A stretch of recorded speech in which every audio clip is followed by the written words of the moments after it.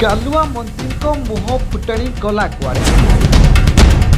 ओडिशा को आलू रप्तानी बंद कला पश्चिमबंग। पश्चिमबंग सीमार अटकी आलू गाड़ी। सीमांत पुलिस को सजाग कराइले ममता। राज्य में देखा देलानी आलूर घोर संकट।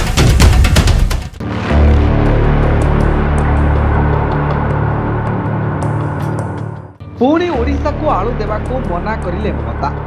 2 मास न बीतु पुणी आलू समस्या राज्यवासी मुंड व्यथार कारण पालटिछि।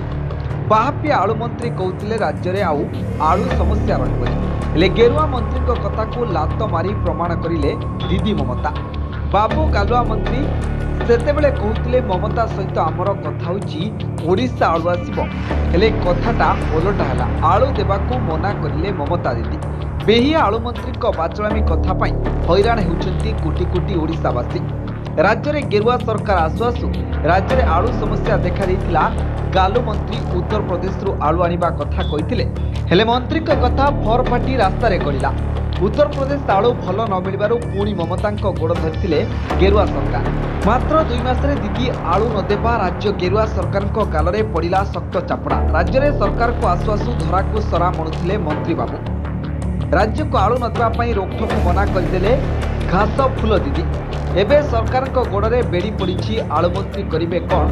मंत्री बाबू को मो मुहा कथा लज्जित होउछंती मोहन सरकार। ओडिशा को आलू नहीं आसवा बेले 60 नंबर जातीय राजपथ बेलदा निकट में अटकी शह आलू गाड़ी।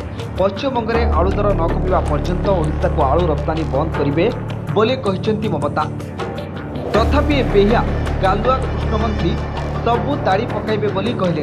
ओडिशा रे 25 वर्ष धरी एमिति घटना देखा मिल नथिला बेले गेरुआ सरकार बारंबार एमिति घटना घटिबा घोर निंदाजनक। आलू मंत्री तमे इस्तीफा दियो बोली राज्य में उड़ी पड़िलानी। राज्य में कौन भी समस्या आसवा आगु चुटकी समाधान करते पूर्वतन मुख्यमंत्री नवीन पट्टनायक और तांको सचिव VK पांड्या।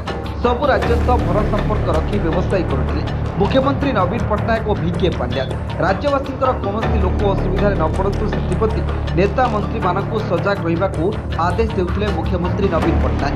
नवीन को चिंताधारा आगे सबु राज्य फेल मारिथिबा बेले गेरुआ दल रंग परिवर्तन कर बाहाबा नेबा बेहिया पुराणा अभ्यास पर लोके कहले। ब्यूरो रिपोर्ट मां शक्ति टीवी।